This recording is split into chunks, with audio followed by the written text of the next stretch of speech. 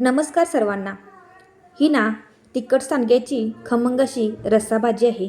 विविध डाळीपासून बनवले जाणारे कुरकुरीत पदार्थ आहे, जो महाराष्ट्रात अत्यंत लोकप्रिय आहे. आणि ते बनवण्यासाठी मिक्स डाळी भिजवून वाटल्या जातात आणि त्यात मसाले घालून हे वाळवलं जातं आणि त्यानंतर खमंग असे आपले सांडगे तयार होतात.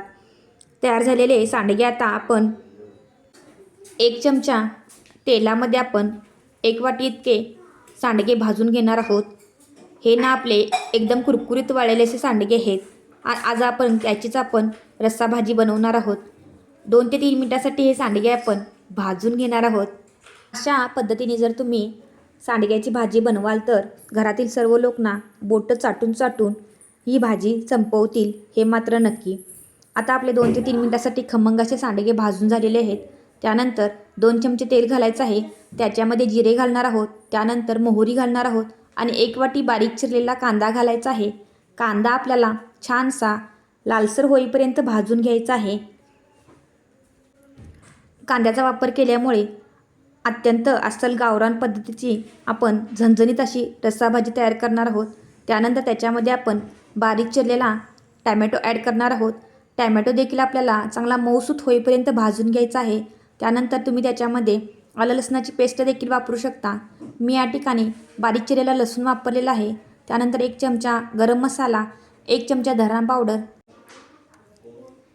त्यानंतर आपल्याला भाजलेला शेंगदाण्याचा कूट 4 चमचे वापरायचा आहे. चवीपुरतं मीठ घालायचं आहे आणि 4 चमचे आपण या ठिकाणी बेडगी मिरचीचं लाल तिखट वापरलेलं आहे.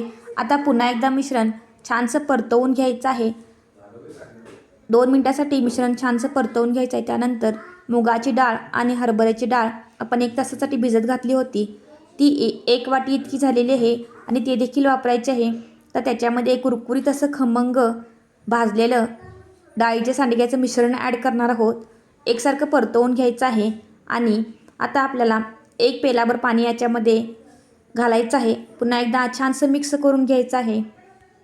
आता सर्व मिश्रण आपल्याला 7 ते 8 मिनिटासाठी शिजवून घ्यायचं आहे. तुम्ही जर रस्सा भाजी बनवत असाल तर याच्यामध्ये आणखीन पाण्याचा वापर केला तरीही चालेल. झाकण लावून ठेवा, म्हणजे जेणेकरून आपला पदार्थ पटकन शिजायला मदत होईल. 7 ते 8 मिनिटानंतर अधूनमधून परतवून घ्यायचं आहे. चवीला भन्नाट लागणारी पारंपरिक रेसिपी, साधी सोपी झणझणीत तिखट सांडग्याची खमंग अशी भाजी आपली तयार झालेली आहे. ही अशा पद्धतीने जर तुम्ही बनवाल तर घरातील प्रत्येक व्यक्तीला नक्की आवडेल, हे मात्र नक्कीच. ही रस्सा भाजीची पद्धत आहे ती एकदम पारंपरिक आहे. अशाच पद्धतीने बनवली जाते आणि अत्यंत चविष्ट आणि रुचकर अशी आपली भाजी तयार झालेली आहे. ही भाजी भाकरीसोबत छान लागते. एकदा नक्की ट्राय करा. धन्यवाद.